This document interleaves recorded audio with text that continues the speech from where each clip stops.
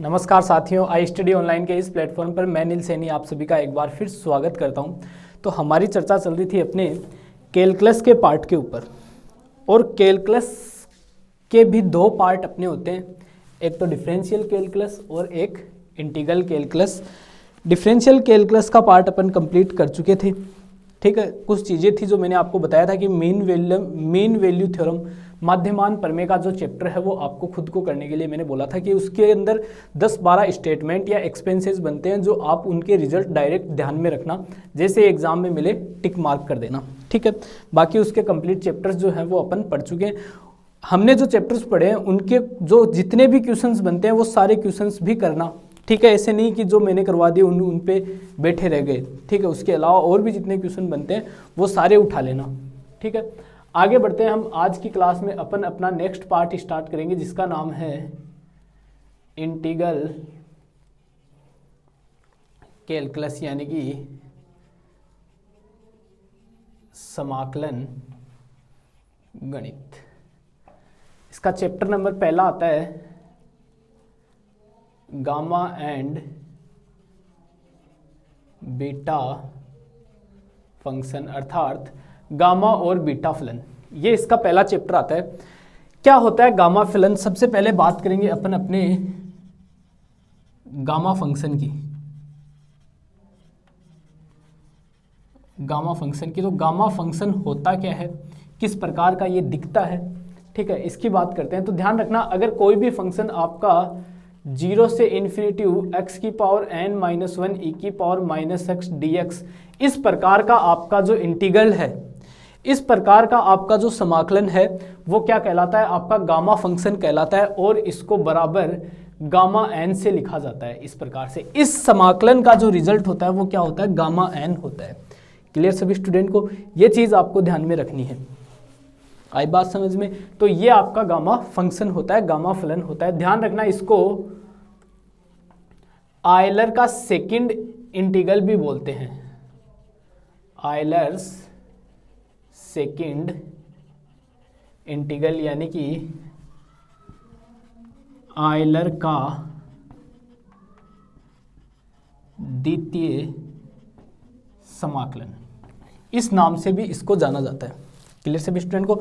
अब इस गामा की अपन प्रॉपर्टीज के बारे में पढ़ते हैं कि इसकी प्रॉपर्टीज किस प्रकार से होती है। ध्यान रखना, गामा n+1 को आप लिखोगे n गामा n से, ठीक है। ये अपन क्वेश्चंस जब करेंगे तब वहाँ ये प्रॉपर्टीज काम में आती है, तथा इसी को हम लिखते हैं फैक्टोरियल n से, ठीक है। इसका मान क्या होता है? फैक्टोरियल n होता है। बात आई समझ में? क्लियर? ये चीज़ हमेशा आपको ध्यान में रखनी है। या फिर आप ये कह सकते हो कि गामा n का जो मान होता है वो होता है फैक्टोरियल n-1। एक ही बात है, इसमें और इसमें कोई फर्क थोड़ी दिख रहा है। देखो, गामा n का मान कितना था? फैक्टोरियल n था। इसका मतलब क्या है कि अंदर वाले में से एक घटाया। देखो, गामा n+1 बराबर, फैक्टोरियल के लिए क्या करते हो? पूरे में से एक घटा दो, तो n+1 -1, तो 1 से 1 कैंसिल, क्या आ गया? Factorial n। तो अगर मान लो गामा n है तो आप क्या लिखोगे? फैक्टोरियल पूरे में से एक घटा दो n-1, यही तो था। क्लियर सभी स्टूडेंट को? थोड़ा और आगे बढ़ते हैं इसकी अगली प्रॉपर्टी की तरफ। ये सारी प्रॉपर्टीज आपको ध्यान में रखनी है, याद रहनी जरूरी है, ठीक है। ध्यान रखना, गामा 1/2 का मान होता है √π। ये रिजल्ट आपको डायरेक्ट याद होना चाहिए। गामा 1 का मान हमेशा क्या होता है? 1 होता है, ठीक है। ये चीज़ ध्यान रखना। ये 1-2 छोटे मोटे रिजल्ट्स हैं जो आपको डायरेक्ट याद होने चाहिए, और इसमें देखते हैं कुछ अच्छे रिजल्ट्स हैं, वो भी मैं बता देता हूँ आपको। एक होता है आपके पास गामा के अंदर, ये हो गया, ये हो गया, ठीक है। आगे नेक्स्ट आता है अपना बीटा फंक्शन, ठीक है। गामा का इतना ही मामला रहता है, ये 3-4 प्रॉपर्टीज आपको ध्यान में रखनी है। नेक्स्ट आता है आपका गामा बीटा फंक्शन,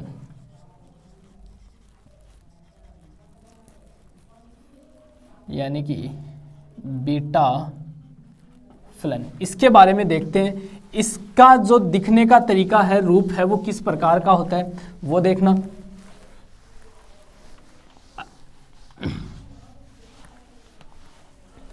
इसका जो फॉर्मेट होता है दिखने का, वो इसकी जो लिमिट होगी वो होगी 0 से इन्फिनिटी, 0 से 1, 0 से 1 x की power m minus 1 minus X की पावर n माइनस 1 dx बराबर beta mn।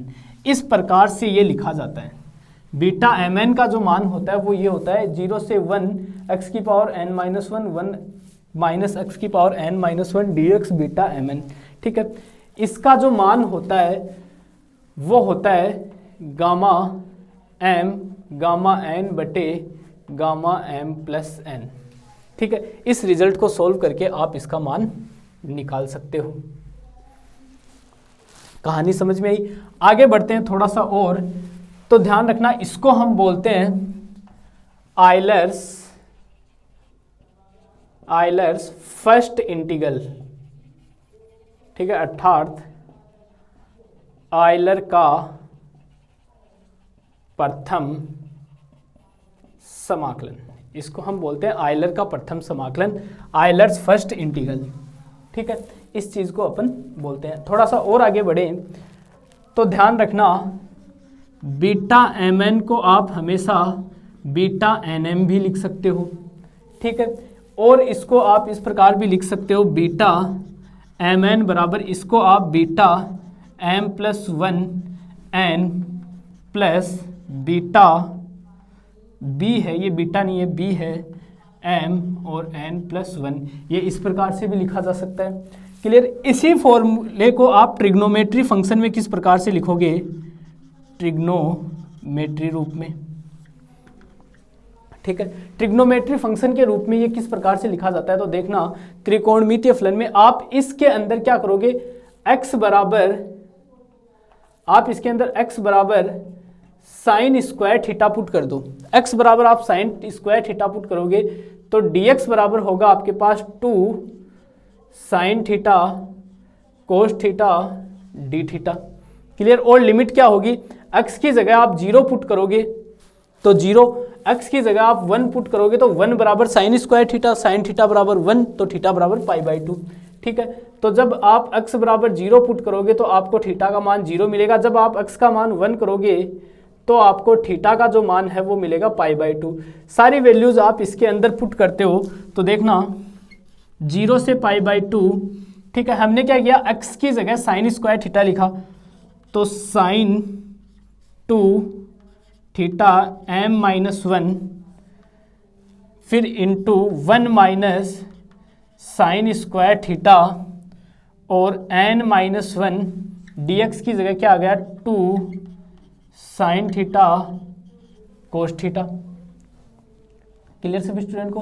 2 sine theta cos theta और बराबर ये 2 तो बाहर चला गया, 2 तो बाहर चला गया। ठीक है, ये साइन स्क्वायर का जो स्क्वायर है ये ऊपर मल्टीप्लाई हो गया तो ये 2m माइनस 2। इसी प्रकार ये 1 माइनस साइन स्क्वायर थीटा क्या हो गया दोस्तों, कोस स्क्वायर थीटा, और ये 2 इसका बाहर चला जाएगा तो 2n माइनस 2। अब देखो साइन थीटा इसके साथ मल्टीप्लाई होगा तो एक पावर इसमें से बढ़ जाएगी तो -1, यहाँ से एक पावर +1 होगी तो 2 माइनस 2 प्लस 1 क्या बचेगा, -1 बचेगा। यानी कि नया जो ट्रिग्नोमेट्री रूप में जो फॉर्मूला बनेगा वो मैं अब दोबारा लिख रहा हूँ, इसका डायरेक्ट विद आंसर लिख रहा हूँ, तो वो बनेगा आपके पास बीटा mn बराबर 0 से π/2 और ये 2 साइन की power 2m minus 1 theta cos की power 2n minus 1 theta D theta. Clear सभी स्टूडेंट को? ये चीज़ आपको ध्यान में रखनी है। ये इसका मान मैंने आपको बता दिया। ये ध्यान रखना, ये गामा और बीटा में रिलेशन भी होता है।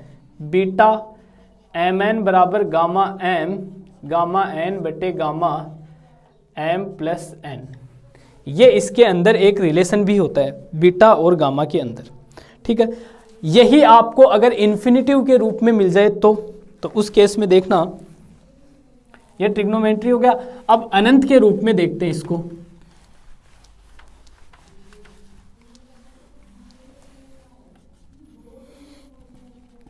इनफाइनाइट यानी कि अनंत, अगर लिमिट आपकी अनंत के रूप में दी हुई हो, अर्थात 0 से अनंत अगर लिमिट हो, ठीक है, तो बीटा एम एन बराबर ये 0 से इन्फिनेटिव एक्स की पावर m माइनस 1 बट्टे 1 प्लस एक्स की power m plus n dx, ये इन्फिनेटिव के रूप में आपका बीटा फलन होता है।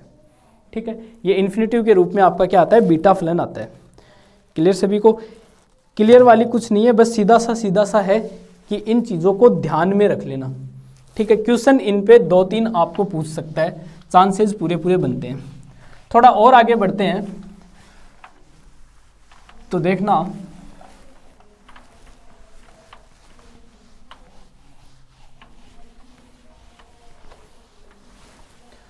नेक्स्ट आता है इसमें ट्रिग्नोमेट्री के रूप में एक और फॉर्मूले की अगर अपन बात करें, 0 से π/2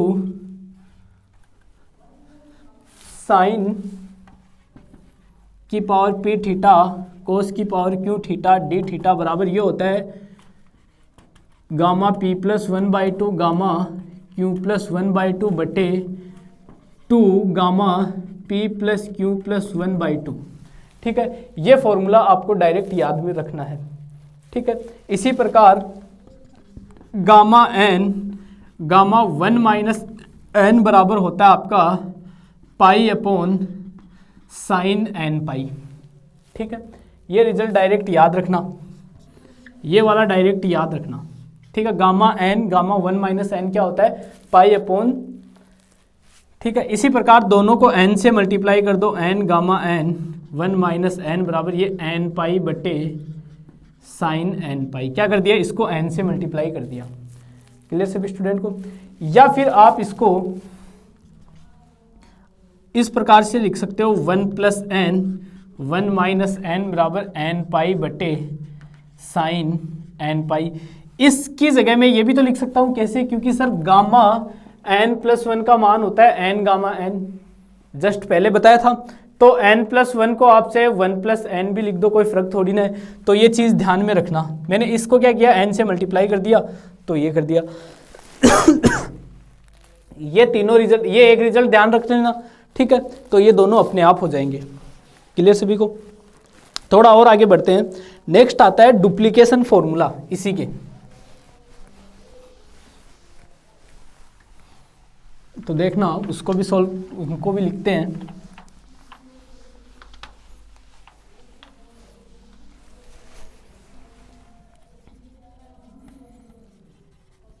डुप्लीकेशन फॉर्मूला यानी कि द्विगुणन सूत्र। ये डुप्लीकेशन फॉर्मूले कौन कौन से होते हैं वो देखना। गामा n प्लस 1/2 बराबर होता है आपके पास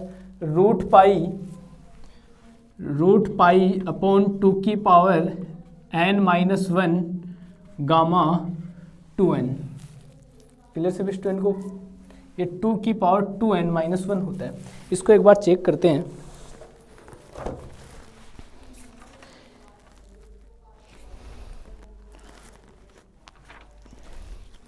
ये होता है आपका, बिल्कुल एकदम सही है। ठीक है, आगे बढ़ते हैं। जो नेक्स्ट वाला फॉर्मूला आता है आपके पास, वो आता है इसका मान गामा 1/2 फिर gamma 2/n dash dash gamma n minus 1 upon n। इसका जो मान होता है वो होता है 2 पाई अपॉन, एक सेकंड इसको भी देखते हैं, इसमें मिस्टेक हो सकती है, एक सेकंड। 1/2 ये होता है 2 पाई बराबर 2 पाई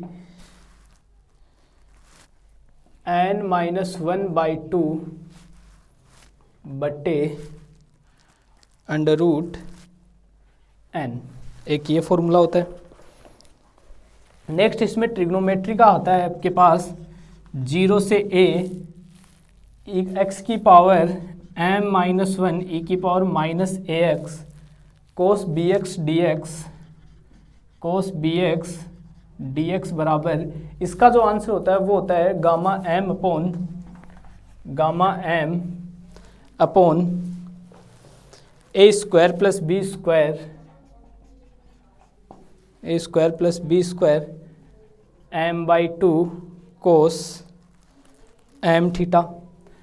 नेक्स्ट आता है इसमें, ये जीरो से इन्फिनिटी है लिमिट, जीरो से इन्फिनिटी एक्स की power M minus one E की power minus A X sine B X D X बराबर गामा एम बटे A square plus B square की पावर एम बाई टू और sine M theta. ये भी चारों के चारों फॉर्मूले आपको ध्यान में रखने हैं, ऑप्शन में जहां मिले टिक कर देना, ठीक है। एक चीज मैं क्लियर कर देता हूं, ये सारे के सारे प्रूफ होते हैं, ये सारे के सारे जो फॉर्मूले होते हैं वो प्रूफ होते हैं, ठीक है। किस प्रकार प्रूफ पूछा जाता है आपका, अगर यही सेमेस्टर का एग्जाम आपका डिस्क्रिप्टिव होता तो, यानी कि लिखने वाला होता तो, ऑप्शन की बजाय मल्टीपल चॉइस क्वेश्चंस की बजाय लिखने वाला होता, तो हम इनके फॉर्मूले, इनका जो प्रूफ है वो पढ़ते, और इनके सबके जो प्रूफ्स वगैरह हैं वो हमने ऑलरेडी पढ़ चुके हैं। कहाँ पे, अपना जो app I study online app है उसके अंदर आपको कंप्लीट सिलेबस करा दिया, क्योंकि यूनिवर्सिटी ने तो लास्ट मोमेंट पर बोला है कि हम पेपर जो है वो एमसीक्यू लेंगे, लेकिन हम सिलेबस यूनिवर्सिटी के बोलने से बहुत पहले अपन नवंबर दिसंबर से पहले अपन अपना सिलेबस है वो कंप्लीट पढ़ चुके थे, ठीक है। उसको कंप्लीट करवा दिया गया था। बाद में यूनिवर्सिटी ने कहा कि एमसीक्यू टाइप होंगे, तो एमसीक्यू के आधार पर अपन direct formula answer, formula answer, formula answer, वो चीज़ें देख रहे हैं जो इंपॉर्टेंट होते हैं, वो चीज़ें एक बार अपन उठा रहे हैं।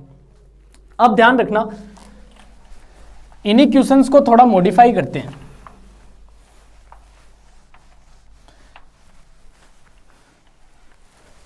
अगर इसके अंदर एक का मान जीरो कर दिया जाए तो e की पावर जीरो का मतलब एक, ठीक है।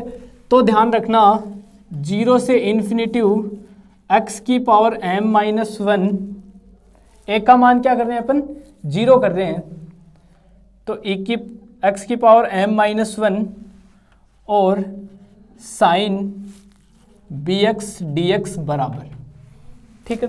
तो इसका जो आंसर होगा वो आंसर मैं लिख रहा हूं, वो होगा गामा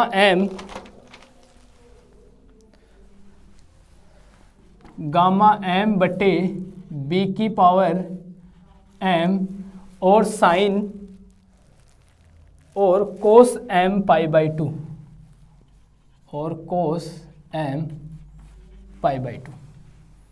क्लियर सभी स्टूडेंट को। नेक्स्ट आगे बढ़ते हैं। इसी प्रकार जीरो से इन्फिनिटी x की power m minus one sine B X D X बराबर गामा m बटे b की पावर m और sine m pi by two. ये आपके नेक्स्ट फॉर्मूले आते हैं, किस केस में, अगर एक का मान जीरो कर दिया जाए उस केस में। सिमिलरली इसी के अंदर में m का मान एक ले लूँ तो, इसके अंदर अगर अपन m का मान एक ले ले तब अपन अपना जो आंसर होगा वो क्या होगा, m का मान एक लूँगा तो x की पावर जीरो, तो ये हट गया, तो ये वन हो गया। तो यहाँ से जो रिजल्ट मिलेगा वो मिलेगा आपको a upon A square plus B square, ठीक है। सिमिलरली यहाँ से ये हट जाएगा, तो ये आपको मिलेगा b upon A square plus B square. ये भी आपको ध्यान में रखने हैं, ठीक है। ये आपके डुप्लीकेशन फॉर्मूले होते हैं और उनसे ये जो चार रिजल्ट और मिलते हैं ये भी आपको ध्यान में रखने हैं। क्लियर। अब आगे हम इसी के ऊपर देखते हैं क्वेश्चन किस प्रकार से सॉल्व किया जाता है। तो देखना,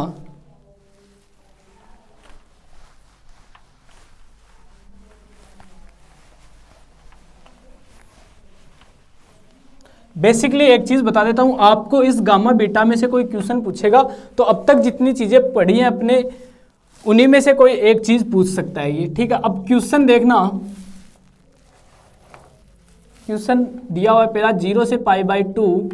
क्वेश्चन किस प्रकार से सॉल्व करते हैं, गामा की वैल्यू किस प्रकार से निकालते हैं, साइन की पावर 5x कोस की पावर 6x dx, इसका सॉल्यूशन करते हैं बीटा वाले फॉर्मूले से।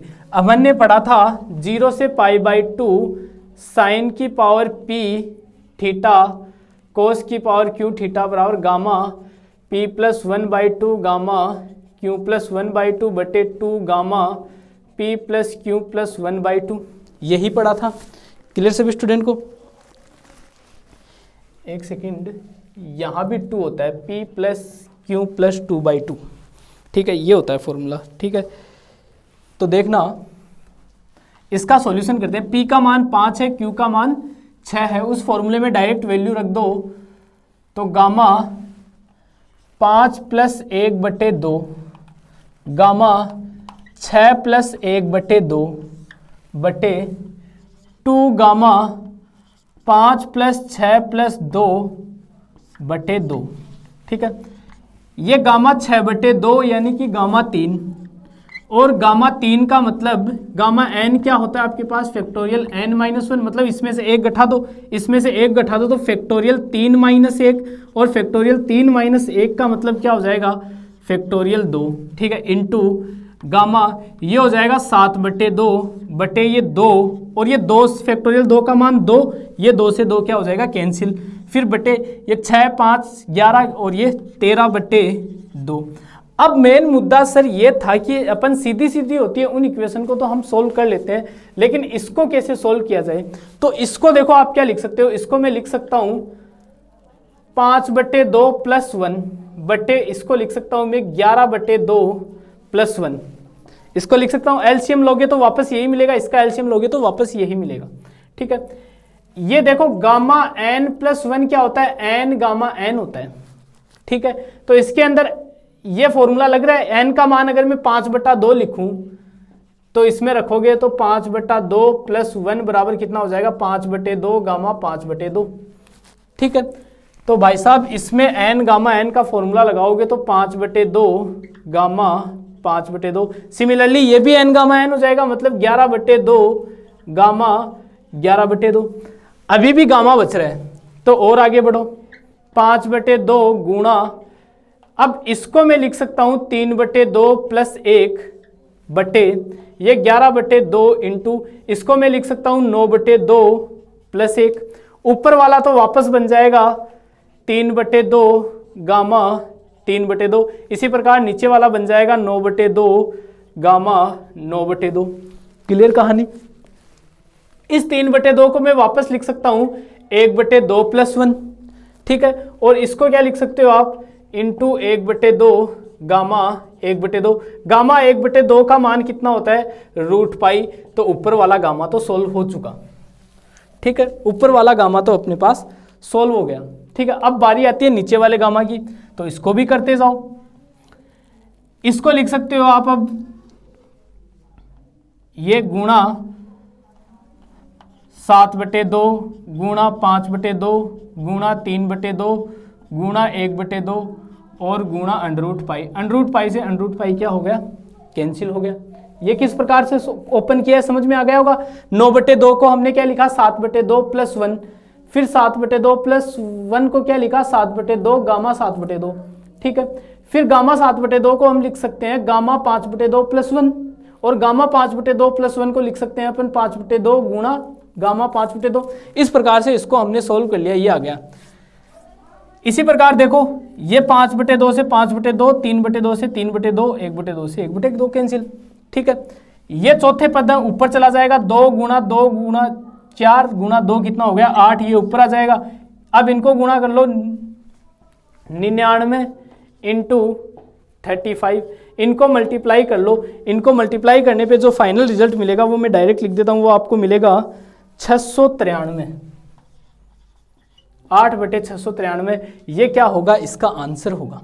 इस प्रकार से आप ये गामा के जो वैल्यूज है उनको सोल्व करते हो, ठीक है। इसी प्रकार एक क्वेश्चन है, ये दिया हुआ है 0 से π/2 sin की पावर 6 x dx, इसको किस प्रकार से सोल्व करोगे, ठीक है।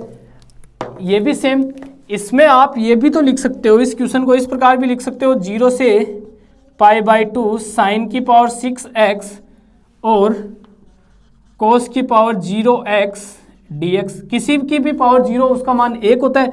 तो यहाँ पे देखो p का मान 6 हो गया, q का मान 0 हो गया, उस फॉर्मूले में वैल्यू रखोगे तो आपको मिलेगा 6 + 1/2 और 0 प्लस 1/2 का मतलब 1/2, ठीक है, बटे 2 गामा 6 प्लस 0 प्लस 2/2, क्लियर, बराबर ये हो गया 7/2 गामा, गामा 1/2 का मान हो गया √π/2, ये हो गया 8/2 मतलब गामा 4, और गामा 4 का मतलब फैक्टोरियल 3, ये आ गया। इसको सोल्व कर लेना। इसको सोल्व करने पे जो रिजल्ट आपको मिलेगा वो मैं बता देता हूँ, वो रिजल्ट आएगा 5/5π/32। क्लियर सभी स्टूडेंट को। नेक्स्ट क्वेश्चन और लेते हैं इसका।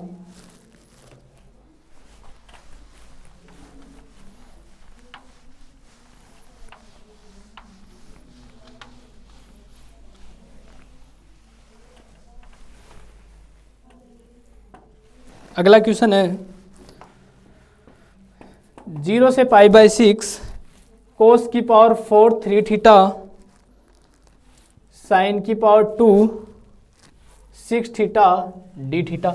अब देखो इसमें कुछ भी मामला क्लियरली आपको नहीं दिख रहा, ठीक है, यहां मुझे π/2 चाहिए, यहां मुझे ये थीटा में ही चाहिए, ठीक है, तो यहां इसको मैं थीटा बनाने के लिए मैं 3 थीटा बराबर टी मानूं तो 3d थीटा बराबर क्या हो जाएगा, dt हो जाएगा। लिमिट चेंज करने पे जाता हूं तो थीटा की जगह मैं 0 रखता हूं, थीटा बराबर 0 रखो, थीटा बराबर 0 रखूंगा तो t बराबर भी क्या मिलेगा, 0 मिलेगा।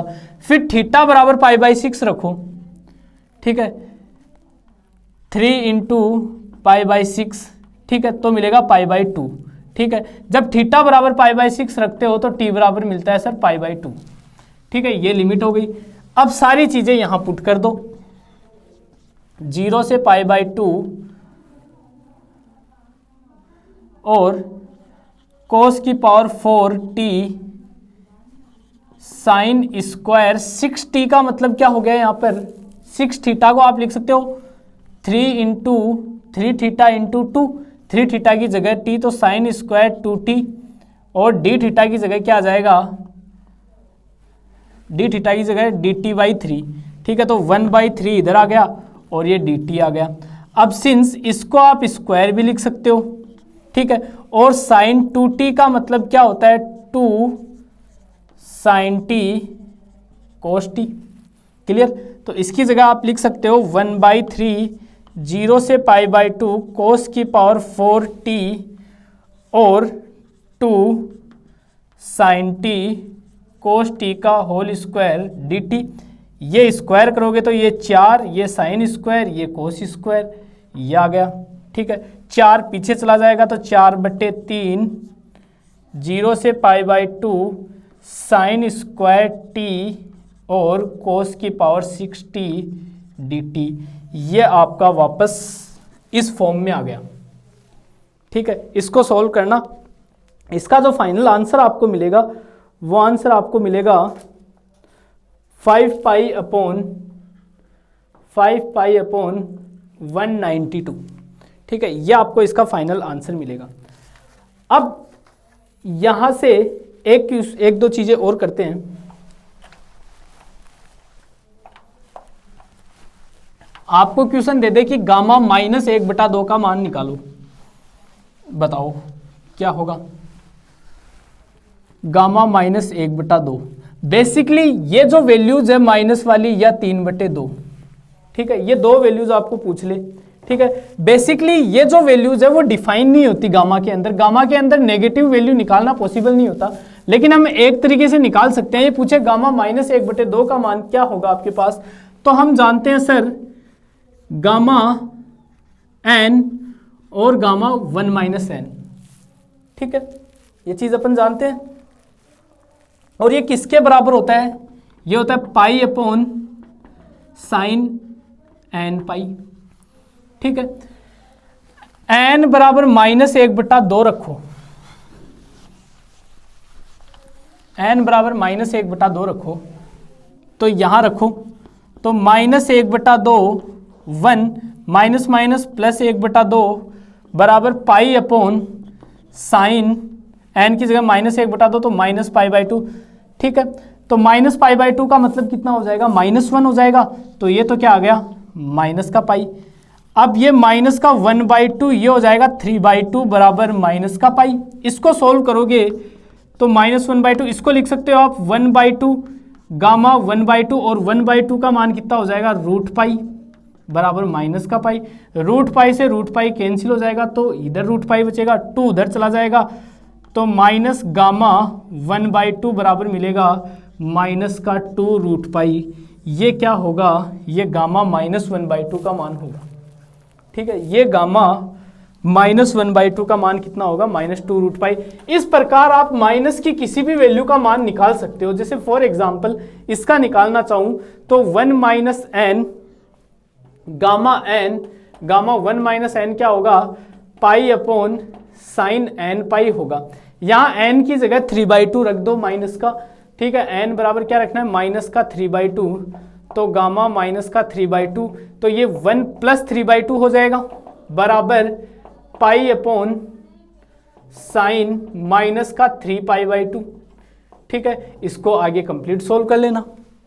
ठीक है, इस प्रकार से आप गामा के अंदर की वैल्यू भी निकाल सकते हो।